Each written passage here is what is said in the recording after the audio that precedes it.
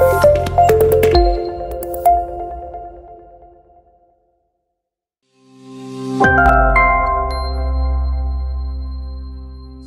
warahmatullahi wabarakatuh. Halo, selamat siang sahabat PMI. Berjumpa lagi dengan saya Riko di channel kesayangan kita, Kanal Simpadu. Bagaimana kabar kalian hari ini? Mudah-mudahan baik dan sehat selalu pastinya ya. Oke sahabat PMI, pada kesempatan kali ini kita sudah bersama narasumber dari UPT BP2MI Surabaya. Sudah hadir di sini Mas Ari, analis tenaga kerja UPT BP2MI Surabaya. Mari kita sapa beliau. Selamat siang Mas Ari. Iya Mas, selamat siang, selamat pagi menjelang siang ya tepatnya ya. Iya, terima kasih Mas Ari. Gimana kabarnya hari ini Mas Ari? Sehat, alhamdulillah baik. Iya. Baik Mas Ari. Tema kita kali ini membahas tentang loket 2 LTSA. Oke. Tapi sebelum itu bisa dijelaskan dulu sih Mas Ari ya. Apa sih kepanjangan dari UPT BP2MI Surabaya? Langsung nih. Langsung ya. Iya. Jadi UPT BP2MI Surabaya itu kepanjangannya adalah Unit Pelaksana Teknis Badan Pelindungan Pekerja Migran Indonesia sebagai implementasi dari Perpres Peraturan Presiden 90 tahun 2019 tentang Badan Pelindungan Pekerja Migran Indonesia yang menjadi revisi dari Perpres sebelumnya, yaitu Perpres 81 tahun 2006. Jadi istilahnya ya UPT BP2MI ya perpanjangan tangan BP2MI di daerah. Itu ya, seperti cabang dari yang pusat Jakarta itu Mas Ari ya? Iya, kurang lebih seperti itu. Iya. Apa saja pelayanan-pelayanan yang ada di UPT BP2MI? Ada banyak ya kalau kita bicara UPT BP2MI ya. Ada pelayanan perlindungan ya, fasilitasi PMI sakit, jenazah, ya kan, mediasi, advokasi, pengaduan permasalahan. Kemudian ada pelayanan penempatan ya, verifikasi dokumen OPP atau verifikasi dokumen IKTKLN. Kemudian verifikasi dokumen pembiayaan itu ada di kantor kita di UPT BP2MI. Kemudian fasilitasi seleksi CPMI G2G, baik itu yang Korea, Jepang, dan Jerman ya. Yang terbaru sih Jerman ya. Iya Mas Ari, terima kasih. Itu ya sahabat PMI, itulah seluruh pelayanan dari UPT BP2MI. Tapi yang kali ini kita bahas di sini adalah penempatan yang ada di loket 2.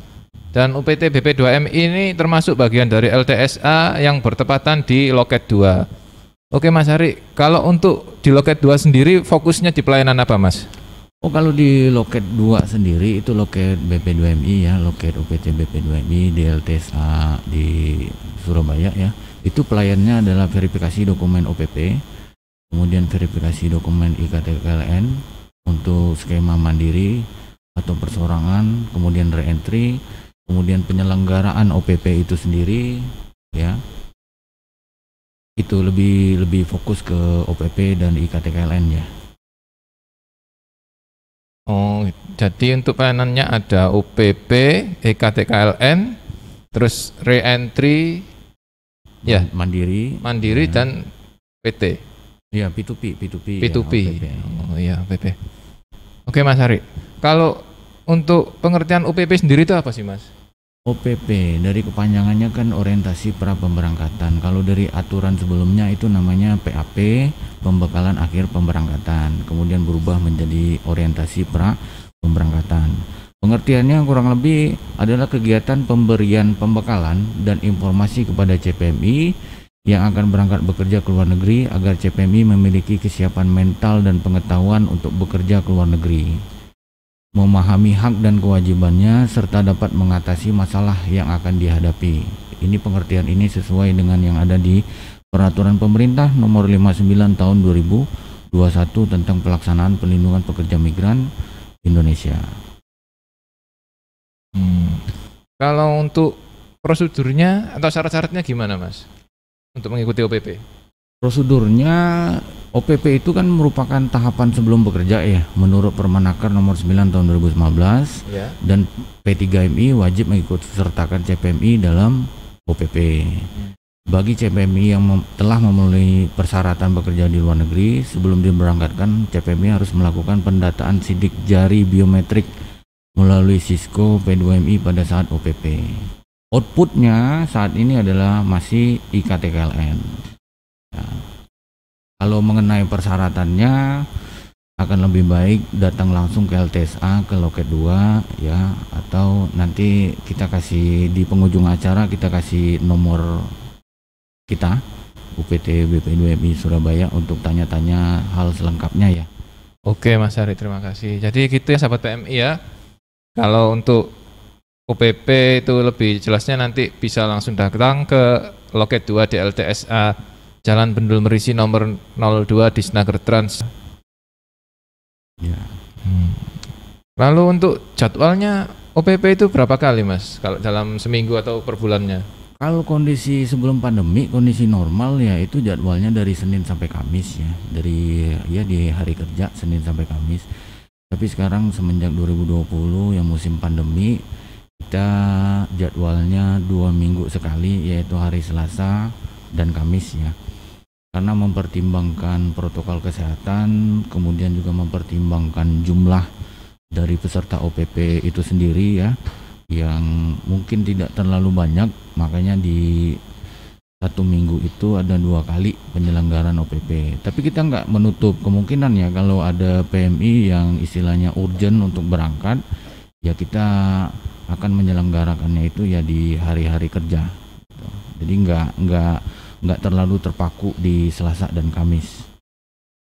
Jadi gitu ya Mas Hari ya. Ya. Jadi kalau seandainya ada yang urgent bahkan di hari itu juga bisa Mas ya. Iya. Iya ya. Kalau untuk yang regulernya sendiri Mas ya, hari Selasa dan Kamis itu untuk saat ini ya, berapa Mas yang mengikuti OPP? Yang di kondisi sekarang Selasa Kamis itu ada belasan ya, ada belasan sekitar 11, 15 gitu ya. Di hari ini kebetulan ada 27. Ada 27 di hari Kamis ini ya. Itu jumlah pesertanya. Rata-rata sih belasan ya. Nah, ya sahabat PMI, berhubung lagi pandemi seperti ini jadi agak sepi ya. Tapi untuk hari ini lumayan cukup banyak karena yang biasanya hanya belasan, hari ini 27. Ya. Oke Mas Hari, kita beralih ke EKTKLN. Apa sih Mas yang dimaksud EKTKLN itu Mas? EKTKLN itu dulu namanya KTKLN, Kartu Tenaga Kerja Luar Negeri. Sekarang berubah menjadi elektronik ya. Jadi kurang lebih pengertian dari EKTKLN itu adalah kartu identitas bagi PMI yang memenuhi persyaratan dan prosedur untuk bekerja di luar negeri. Dan KTKLN ini dulu di Undang-Undang 39 tahun 2004 itu KTKLN itu merupakan dokumen yang wajib dimiliki seorang calon tenaga kerja Indonesia. Tapi di aturannya sekarang, di Undang-Undang, di PP dan di Permen sekarang, KTKLN itu nggak ditulis secara spesifik ya, nggak ditulis secara spesifik, tapi ditulis di dalam aturan tersebut adalah PMI wajib mengikuti orientasi pra pemberangkatan. Di dalam mengikuti orientasi pra pemberangkatan ya PMI harus sidik jari dan segala macamnya, foto. Outputnya di aturan yang terbaru itu adalah surat keterangan telah mengikuti OPP. Oleh karena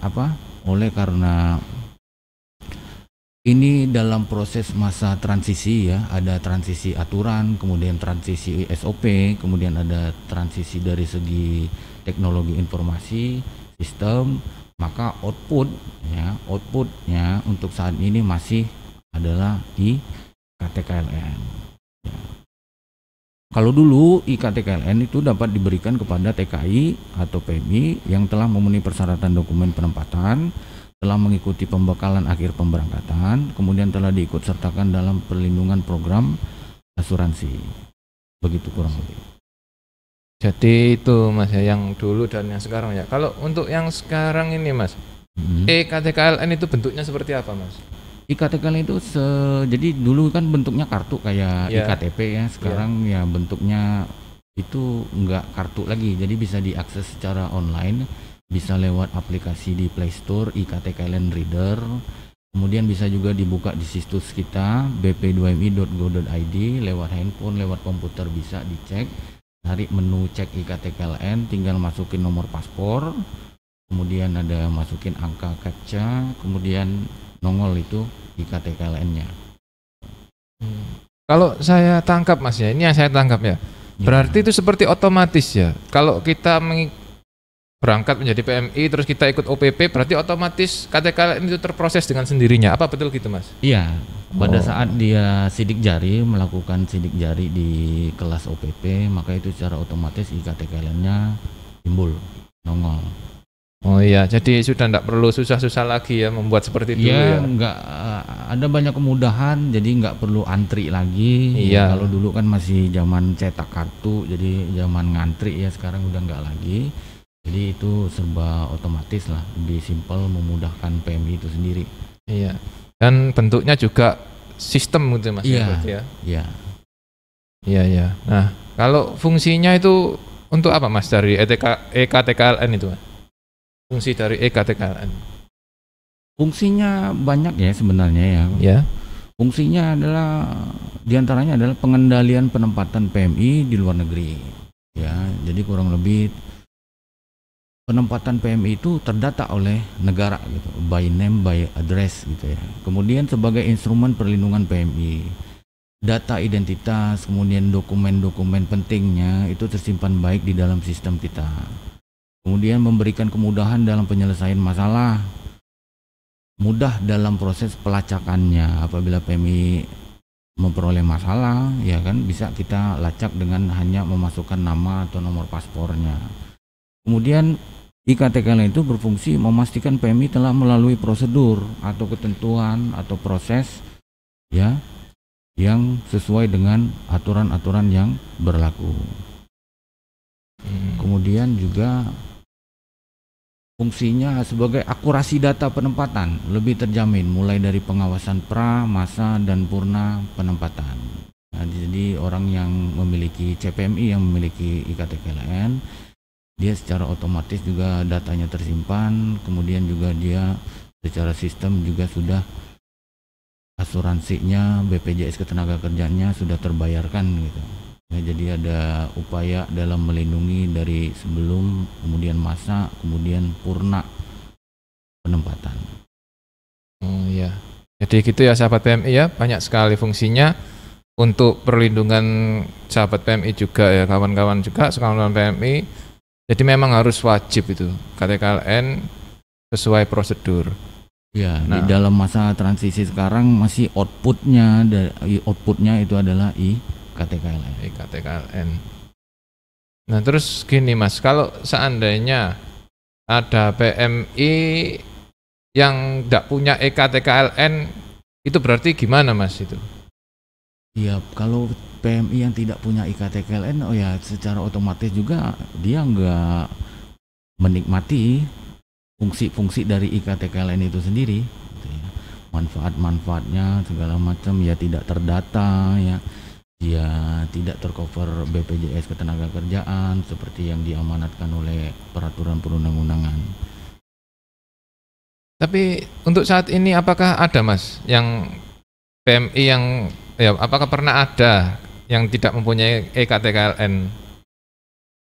Ya kalau dibilang pernah ada ya pernah ya. Pernah ya Mas ya. Bagi saudara-saudara kita ya PMI pekerja migran Indonesia yang masih menjadi korban penempatan ilegal PMI ya. Oh iya ya. Yang melalui proses pemberangkatan melalui calo, tekong dan lain-lain yang tidak mengikuti proses penempatannya sesuai aturan, ya mereka otomatis tidak memiliki IKTKLN.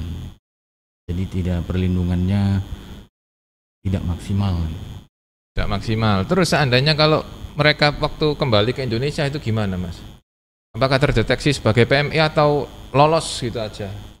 Ketika mereka kembali ke Indonesia? Iya.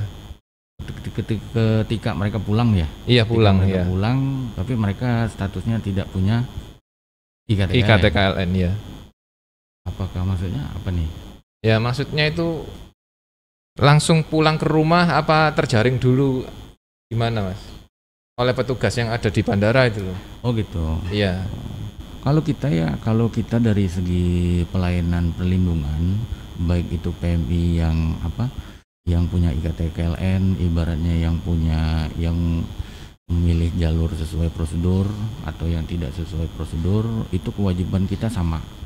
Ya, ketika mereka datang atau mereka menjadi penumpang repatriasi atau deportasi, itu tetap kita layanin fasilitasi kepulangannya ya sampai ke daerah asal.